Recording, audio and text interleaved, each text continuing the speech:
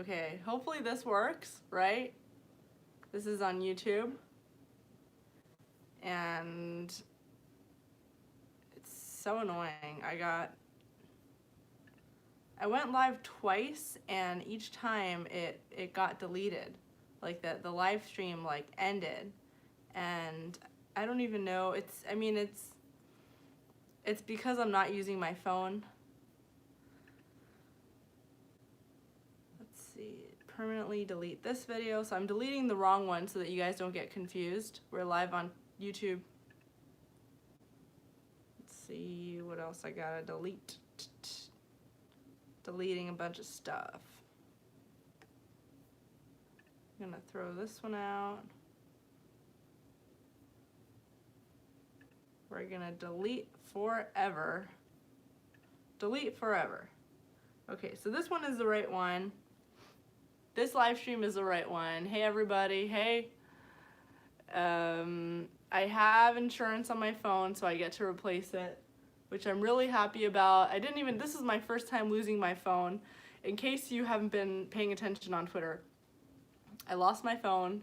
In addition to everything else crazy that was going on, moving around, moving boxes and all that stuff, I lost my phone, and that made things a lot harder because without my phone, and it's like I had to do all this stuff without my phone, and it was just so frustrating and exhausting in every way possible. And then it was like a domino effect. Everything wrong that happened, maybe just in a bad mood, so I just did something else wrong, and just constantly like a domino effect of just things going wrong. And it was, so now I'm doing this from an older phone through the Wi-Fi of the older phone. And it's good, it's like good quality, it looks like, but I don't know if something is up with the way that it's streaming and the quality, the streaming quality, and it's not able to connect so easily. So hopefully it doesn't shut down while I'm streaming. I'm really hoping it doesn't. That would be very annoying. But yes, let's see. Okay, I'm gonna share this.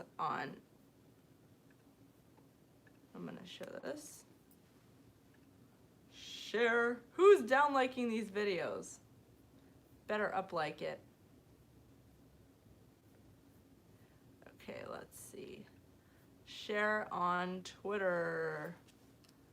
We're live.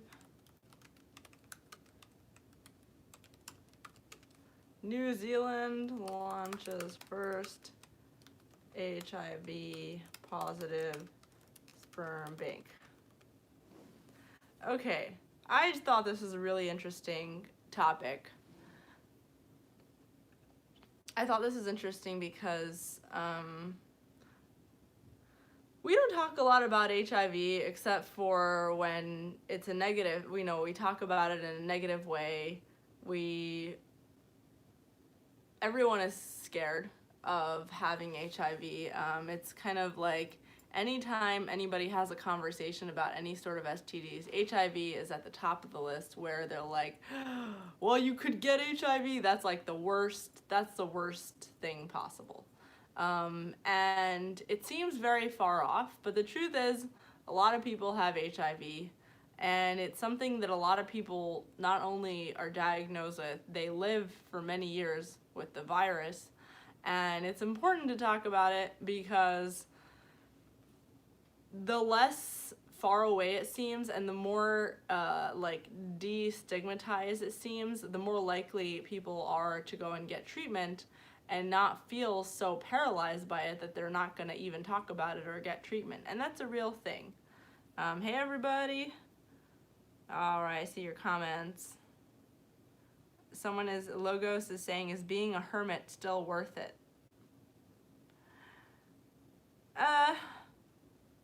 Yeah, I just have to be a little more organized, plan things out, and not lose my phone and not lose everything, which I have been losing a bunch of things this past week, in addition to the phone.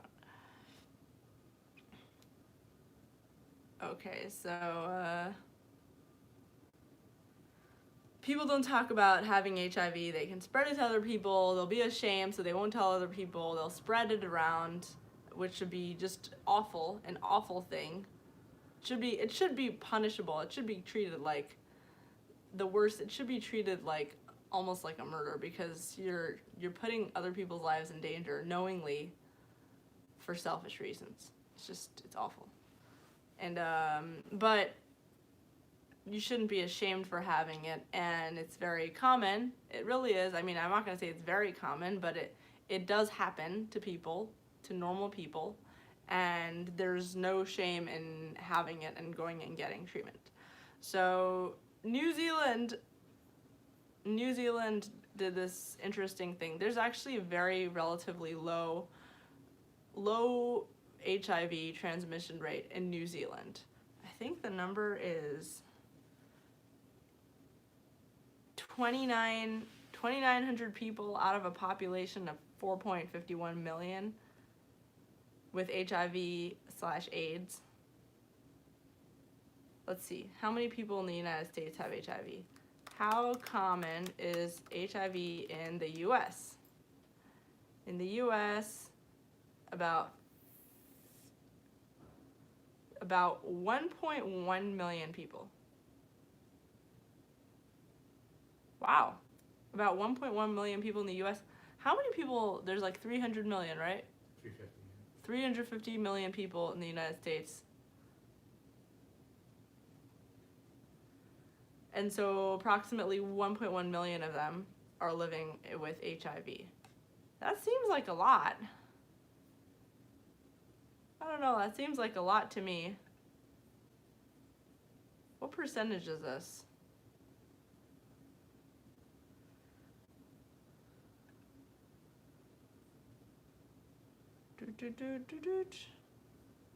I don't know. I don't feel like doing the math. But it seems like relatively lower rate of HIV transmission in New Zealand. And they're trying to do this thing where they destigmatize HIV or people who have the disease, and try and encourage people to talk about it and get treatment as much as possible. So anytime, by the way, I love talking about STDs on this live stream because it's just fun and interesting to me. I love talking about things that are like people are dealing with that they don't want to talk about. And every time I talk about like any sort of STD, everyone's like, you have it, don't you? You have AIDS, don't you? No. But anyway, even if I did, it wouldn't be something to be ashamed about. 33.64%.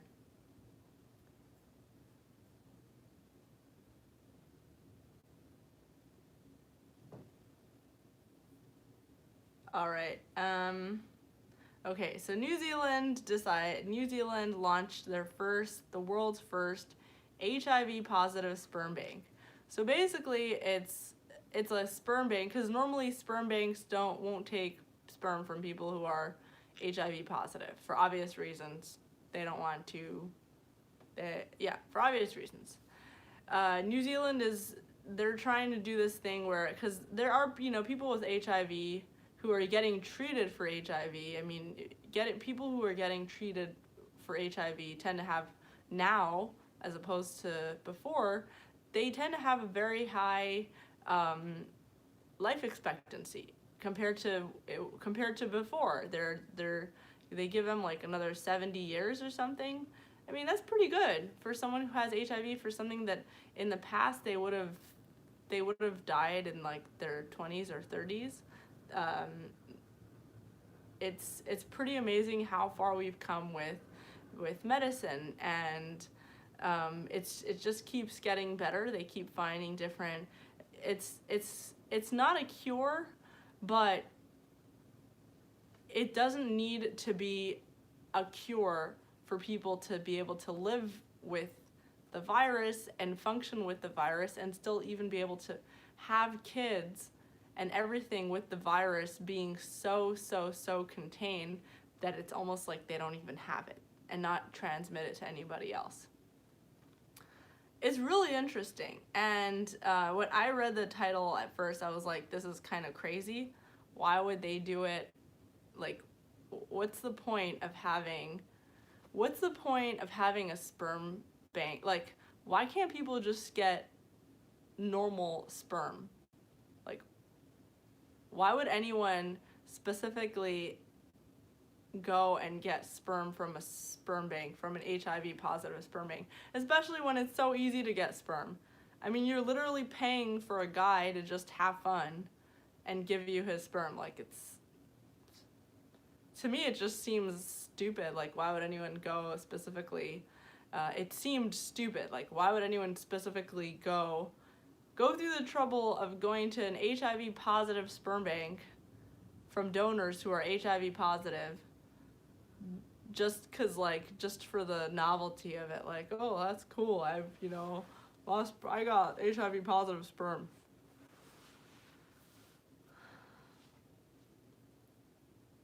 But at the same time, like, it's pretty cool.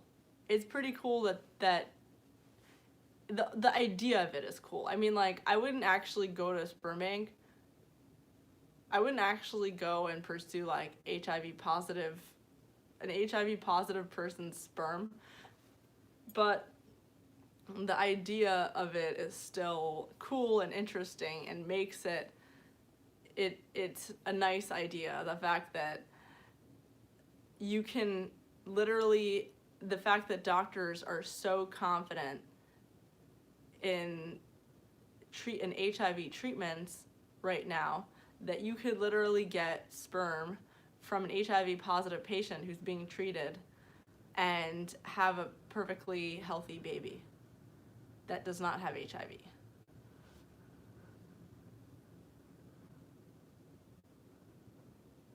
It's really interesting. So Mike says there are new strains of HIV that are untreatable. That's scary. Diacritical says, I think the New Zealand HIV bank is all about destigmatizing donors. Yeah, that makes sense. That makes sense. It's called sperm positive. All right, so this sperm bank is called sperm positive. They're trying to reduce stigma around the virus. It begins with 3 male donors from across the country who are living with HIV but who have had treatment, which means the amount of virus in their blood is so low that it can't be detected by standard methods. So they still have HIV, but the treatment that they're receiving makes it that the HIV can't be passed on to future generations. And they can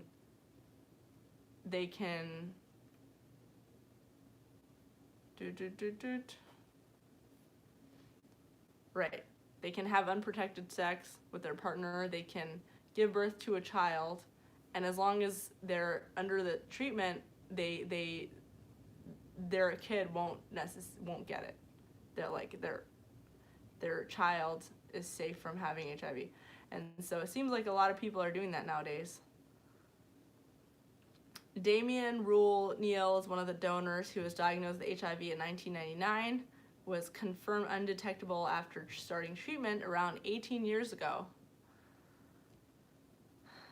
He says that it's happening. A lot of people are having kids with HIV, but like people who don't have HIV don't know much about it. So let's see. I'm reading your comments now.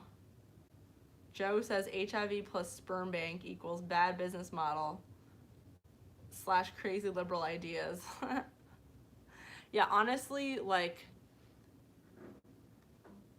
it's cool that they made it just like for the idea of it, but who would actually pursue HIV positive sperm? Like, I can't think of why anybody would pursue HIV positive sperm unless like I don't even know why. Like, oh, you want to try like a science experiment? Unless they have had HIV themselves and they're so confident in it, like, in it working. Because, like, I mean, logically, you would know in your brain that, okay, that's fine. It's fine. Doctor said it's gonna be fine. Your kid won't have HIV, whatever. But I guess it's like the fear of it. Even if there was like a tiny, tiny, minute chance of your child being born with HIV, you still won't take the risk. And you still won't take the risk when it's so easy to just get normal, healthy sperm. Diacritical says, unless the donors were immune and it's genetically passed on, maybe you want your children to be immune, but that's not the case yet.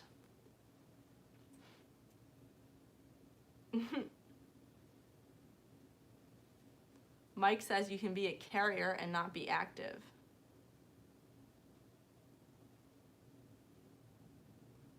Alex says, I've gotten tested for HIV and HPV so many times, not because I was really at risk, but just because viruses and STDs terrify me.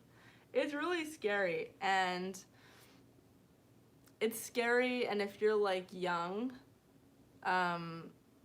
if you're young and you're like worried about having an STD, it's really scary because a lot of young people don't end up seeking treatment or talking to anybody about it, and it just makes things a lot worse. Apparently, there's a 10-fold increase of teenagers in South Africa who are being treated with HIV, and less than 50% of them are going through treatment, are going through successful treatment. So I guess like there's a 10-fold rise in HIV infection. Let's see.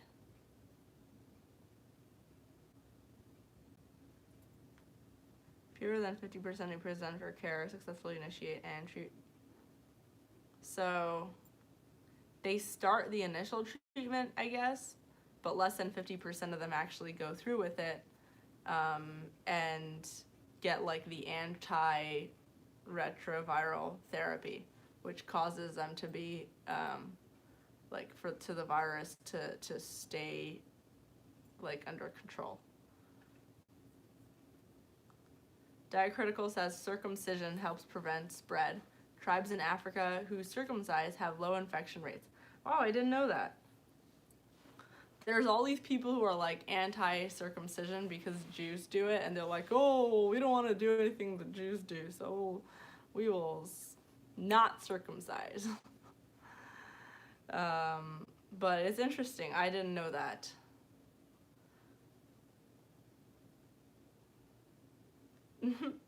Alex says, seriously, guys, I was thinking about how I need to loosen up and maybe sleep around a bit. Not be so sexually conservative, but I guess tonight's topic is God's way of saying no. Message received from God. Are you calling me God? I'm not saying that you should be like just not responsible and just not care about getting HIV, and like that's like the opposite. Like you should definitely care and always have protected sex. If you have sex, just make sure it's protected, and just be careful and always be open and honest about, always keep getting checked at the doctor, keep going to the doctor. But also, if you do think that you might be infected with any sort of disease, don't be ashamed, because it happens a lot, and so you can go to the doctor, you can get treatment for it, you won't die, you'll be fine. Just take the necessary steps to protect yourself. Don't share needles. Don't do heroin.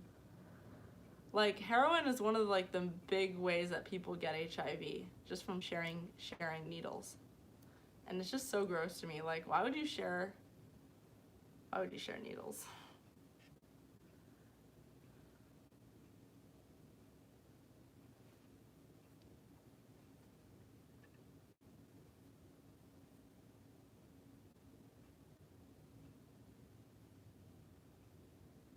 Let's see.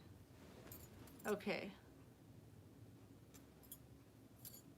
Diacritical says, this is the best color on any stream for months. You look very naturally lit tonight. Thank you. So I should keep, I should try and make it this color. It's like a natural color, right? It's clearer. I think I'm gonna try and do this more. This is because I went straight to the YouTube thing. I went straight to YouTube. And so there isn't really like a third party with the live streams. This is a little bit clearer.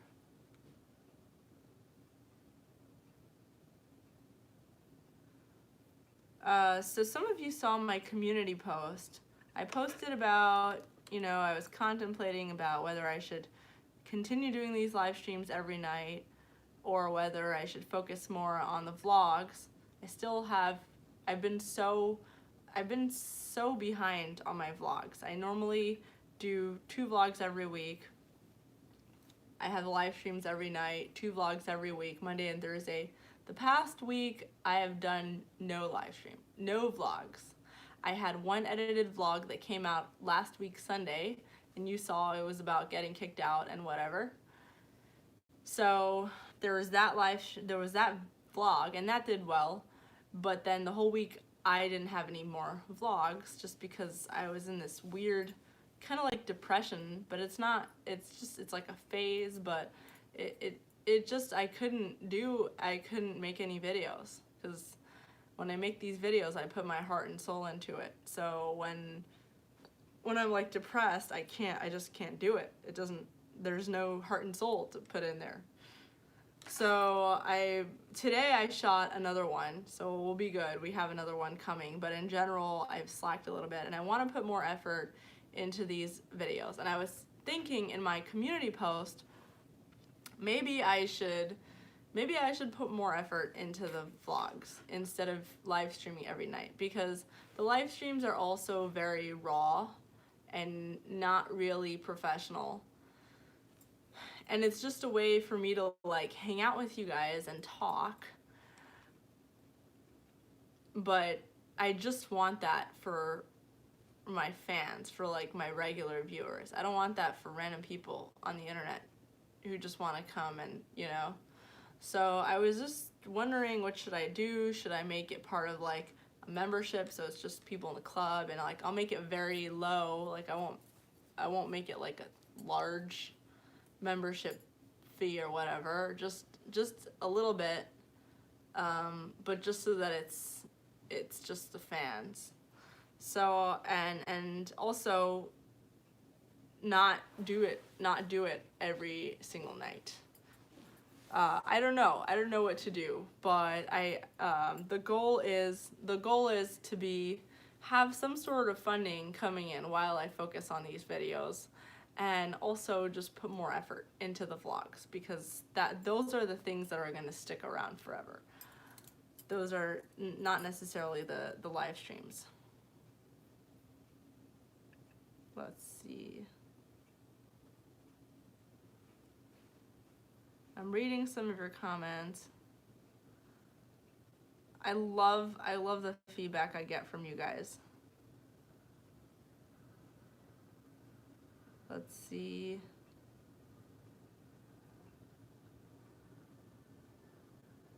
I like these comments. Thank you guys. So I'm still deciding on that. We'll see. Diacritical says, all of us Patreon members live stream, hee hee.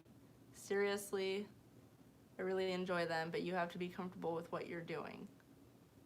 I actually really love these. It's just like,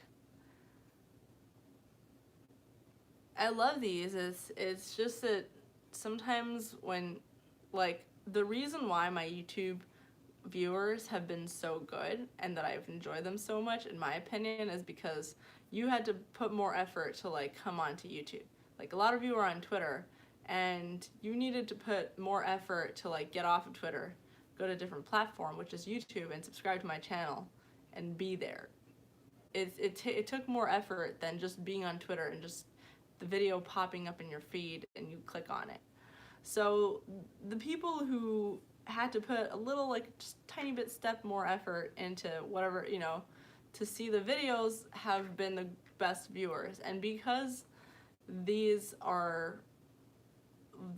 streams are so raw and they're unedited, so I could say anything on here by accident that anybody can take out of context and it can be used against me, which would only happen if it's not my regular viewer, if it's just someone who happened to stumble upon it, some random person that doesn't know me or care about me. And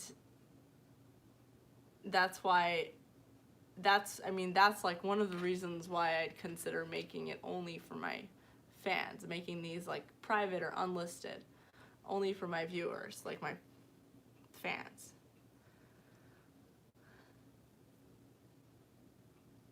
Streamlabs doesn't take money, and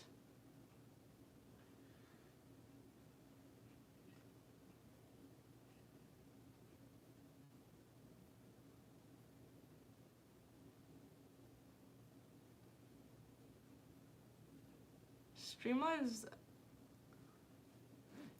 doesn't take money. I just don't know how to connect my Streamlabs to YouTube. Super Chats takes money. Like, YouTube takes money for my Super Chats. But Streamlabs doesn't take money. Streamlabs gives you all the money. If they do take money, probably like 1% or something like that. Like, very, very tiny amount.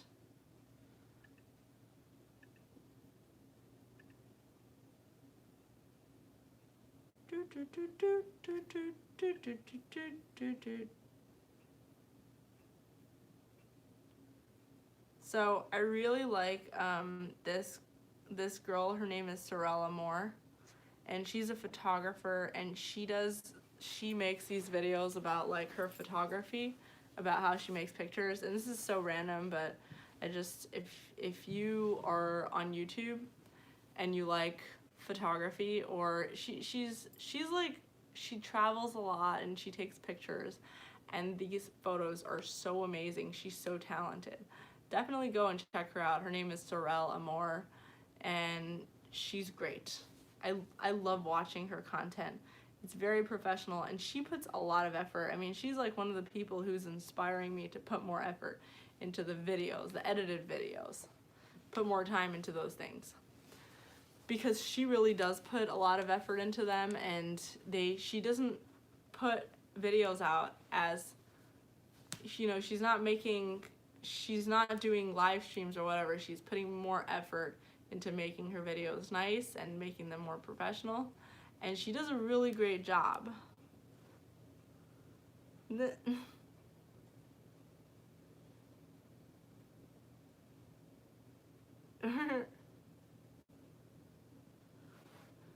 Diacritical says Rochelle is crying in her closet about missing the opportunity to crap on your chat.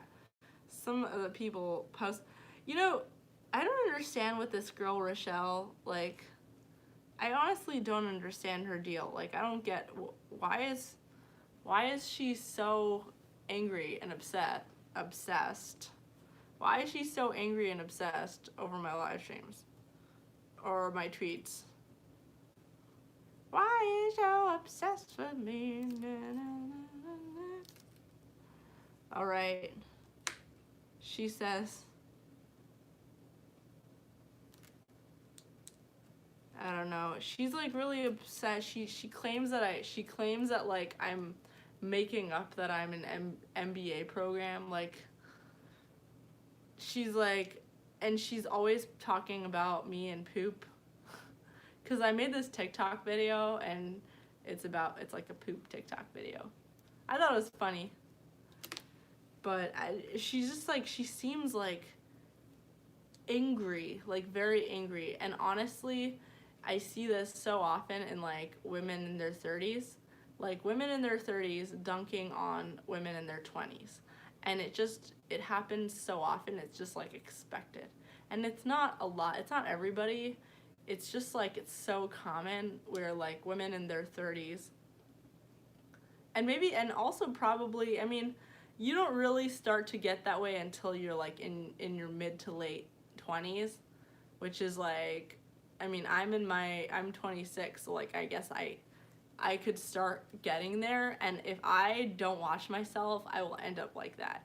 Like if I don't watch myself to not treat younger women like crap, it seems like so common. It seems so common that like, and just this real hatred and anger towards women who are in their early 20s or something like that. It's stupid.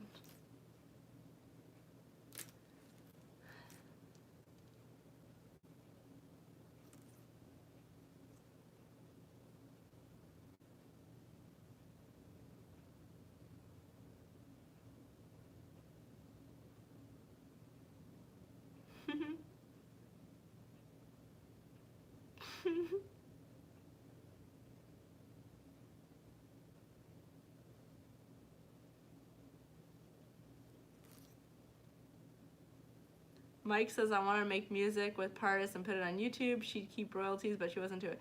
I'm definitely into it. Sorry, Mike. I haven't checked I forgot. If you haven't noticed by now, I'm very unorganized and haphazard with everything. I'm aiming to be more organized for the sake of these videos because I really do care so much about it. Like, this is my life, and I care, and I put my everything into it. I'm just also, like, it's hard for me to manage everything and to organize what I need to do next. It's kind of unorganized. Alex sent me a Streamlabs how-to. I gotta watch it. Do you mind sending it again? Because I probably forgot where it is. Someone is asking what the worst date I ever had was.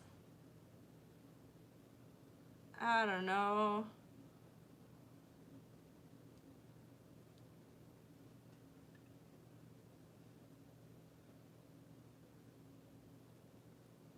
I don't know what my worst date was. I guess maybe the one where the guy's mom was there spying on us the whole time. That was weird. That was like... And he was so annoying too. The whole time he was talking about his mom. He was like, I want, and this is like when I was like, very religiously dating. And it was like, he was like, I want to marry someone who's does this like my mom and does that like my mom. And he said something about how he said something that he wants his wife to do, and he asked me if I'd be willing to be like that. And I was like, it was like basically because Orthodox women, a lot, like more stringent Orthodox women cover their hair. So he wanted me to cover my hair like the exact way that his mom covers her hair. And I was like, I don't know, like, don't tell me what to do with my hair. And he was like, but I didn't even say that I don't want to cover my hair. I said, I don't know if I would do it that way. And he's like, well, my mom does it, so why can't you do it?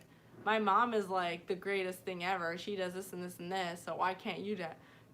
And it was so annoying. And then of course I found out afterwards from his mom that she was standing there the whole time. How was she even there? Like, from a totally different state. Like, he flew in to go on a date, and his mom somehow, like, he flew in to go on this date, and I didn't even know his mom came in town. Like, his mom apparently flew with him for the date. I don't know. It was like, date your mom.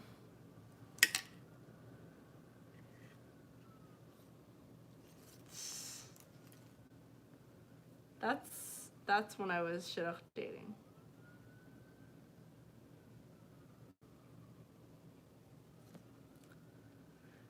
Alex, thank you for the how-to.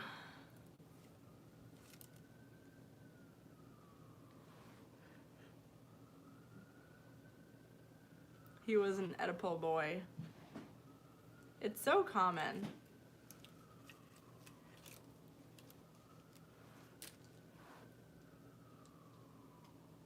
All right. So, someone is saying that that's common in foreign cultures. I know what you mean. Like, I know what you mean. A lot of like men who are still like the moms have a lot of control in their lives, and then it ends up being the women. It's like your mom has a lot of control in your life, and you never grow out of it. Like you never leave the house, you never move out, or you never like decide to have your own life outside of your mom. You're always dependent. You become like a spouse for your parent, for your mom. And then when your wife fills that spot, you start to relate to her in that way too. Like she becomes your new master. And I don't want to say master, like she becomes that person. Personally, I always respected people who have their own brains.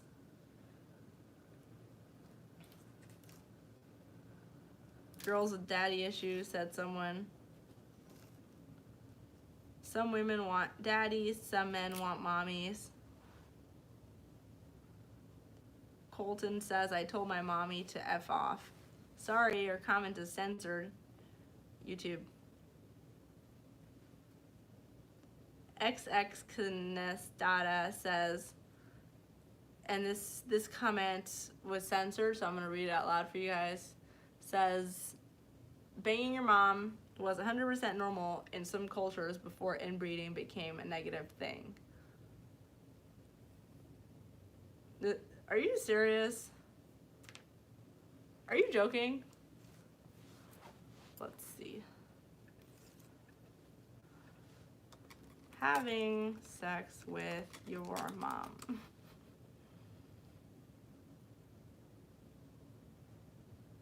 Oh my gosh. Oh my gosh. Oh my gosh. People do this. People do this. People have sex with their moms. This is the most bizarre thing ever. Okay. Quora. This is on Quora. Oops.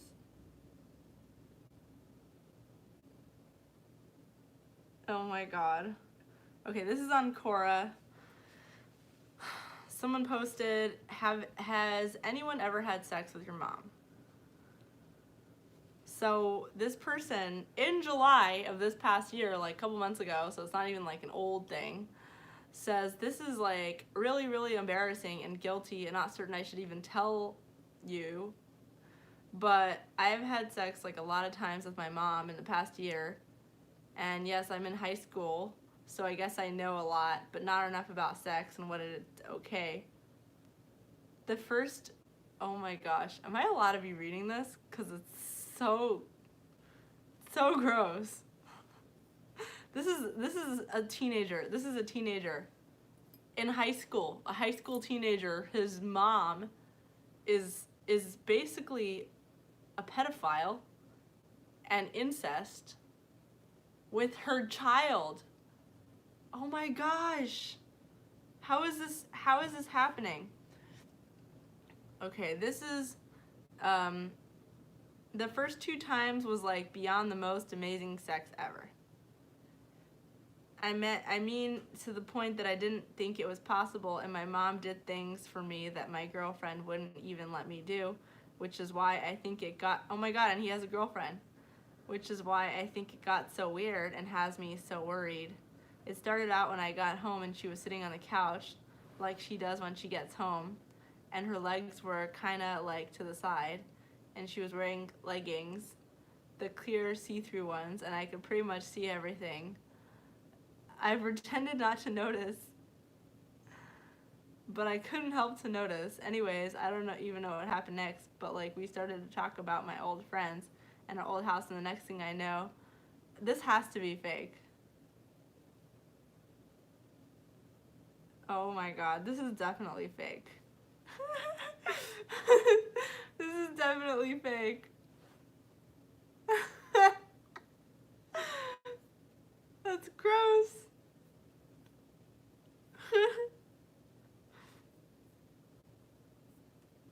Gross.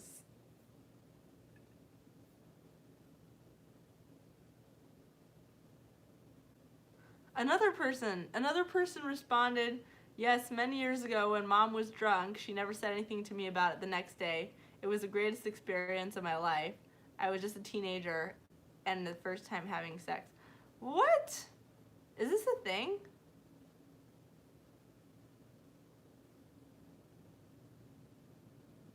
Oh my gosh. Guys, this is really gross. I can't believe people do this. This is a thing.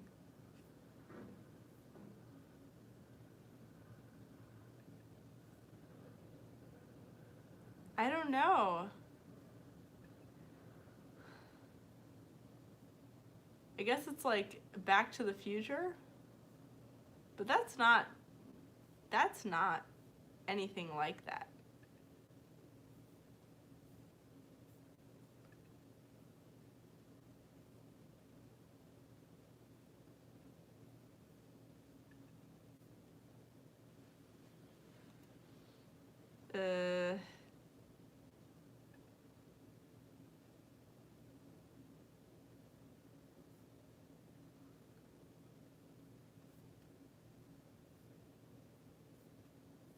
Oh my god.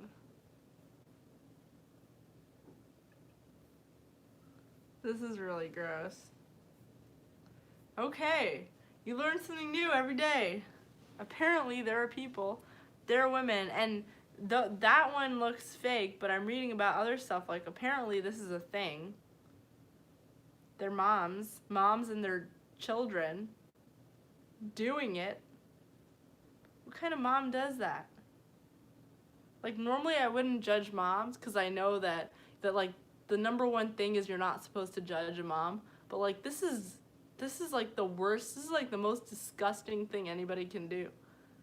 It's like being a pedophile and a rapist, and like a pedophile and incestuous and gross, and you're violating, like if you're religious, you're violating biblical law, like straight up, not even commentary.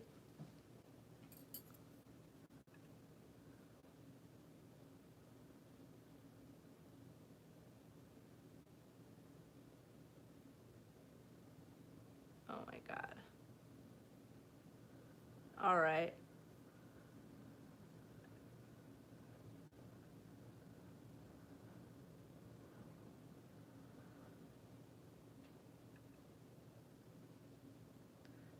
And also apparently in Rhode Island and New Jersey, there's no law against it. There's no law in Rhode Island or New Jersey against sleeping with your mom.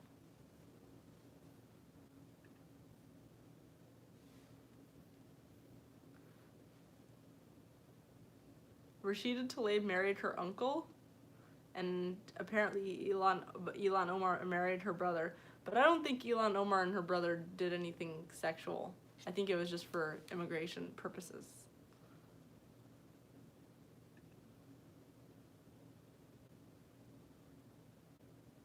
Oh my gosh. What kind of person would do this?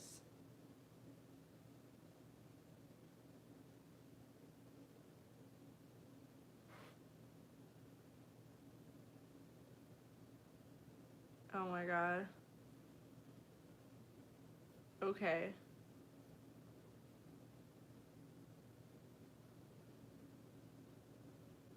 All right, that's it. Have a good night, everybody. Incest is legal for 2 consenting adults in New Jersey. So as long as your child is over the age of 18, it's fine to do it with your child. It's fine to do it with your child. Is this normal? Like,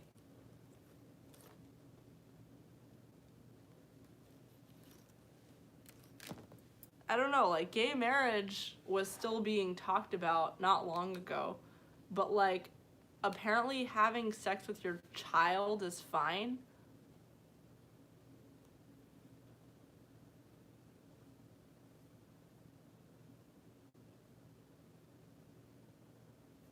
Okay. Yep, sorry I got really into it. It's just someone brought it up and I was like, this is actually really fascinating. And also, like, really gross, but now I'm just, like, really fascinated and I just want to read about it more. It's just crazy. Okay. All right. Back to HIV. Kidding. All right. So that's the whole idea of the HIV story. People, New Zealand trying to destigmatize HIV donors and encourage people to seek treatment, because seeking treatment means that there's a lot more you can do in your life with the virus, and you can even live like a normal person to the point where you can even spread your sperm without worrying, or give birth to children without worrying about them catching HIV or your partner catching HIV. Okay. But this is with treatment. It doesn't mean that if you have HIV you can go around spreading it. This is after treatment, like full treatment, and your doctor's like, okay, looks like you're fine to do what you need to do right now, and under our supervision. Then, okay, hope you all have a wonderful evening. Watch out for my next vlog, which is about to come out, and hope you enjoy it. Keep sending me your ideas and suggestions. You'll go check out my community post on YouTube and see what my questions are for you guys, what kind of suggestions I'm looking for. Tell me what you think. I want to hear about it. And if you haven't subscribed to the channel, to my channel, go ahead and subscribe. Let's see. Alex says, HIV and incest, good stuff. Really hope things get sorted out and you're feeling better soon. We love you, Pardes. Alex, thank you so much. This means a lot to me. And this is, things like this is why I come back every night. This is why I'm here every night, because you guys are my fam. And even like the worst week ever, I might miss a live stream, but like I never consider like stopping to do these. Okay. All right. See you all later. See you all tomorrow. Like the video, please. No down likes. Whoever is down liking, no down likes. Subscribe to the channel. See you all tomorrow. Watch out for my vlog. Comes out later. And have a good evening. Have a good Thanksgiving. Enjoy Thanksgiving wherever you go.